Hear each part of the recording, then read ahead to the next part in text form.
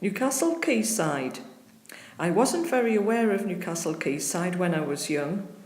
I only went once to the Sunday morning market, as my parents weren't early risers and thought Sunday mornings were for having a lie-in. One particular memory is of going for a walk along the quayside with my mum on the day of Winston Churchill's funeral in January 1965. I think I must have had the day off school. And I was very aware of how industrial the quayside was, with lots of derelict warehouses and old train lines running everywhere. At the time, I thought, wouldn't it be wonderful if the quayside was done up and the old stuff got rid of, and then it could be made into a much pleasanter area, one that we could enjoy walking along, looking at the river. But it seemed like an impossible dream at the time. A decade later, I was at a ceilidh at the Guildhall in the hot summer of 1976, and the smell from the river was atrocious. Everyone was spraying perfume onto hankies and holding them to their noses to try and block out the stench.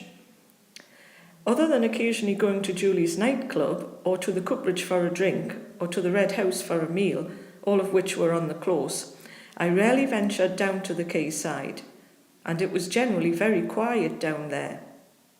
Later on, in the 80s and 90s, I sometimes went to the Tuxedo Princess, or its successor, the Tuxedo Royale.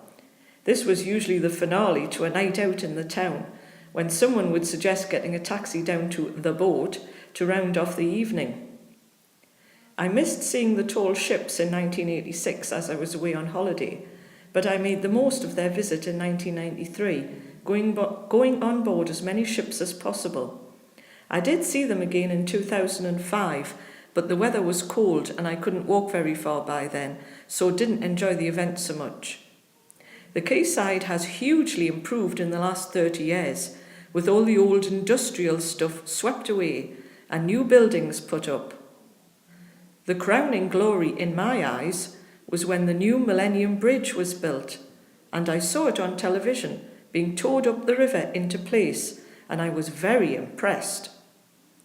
The best moment of all for me was the afternoon of the 1st of October 2002, which was the day after I retired, very early retirement, when I walked along the quayside and onto the new bridge and sat on a seat right in the middle of the bridge, taking in the picturesque scene with the sunshine reflecting off the river, and thought, this is wonderful, this is freedom.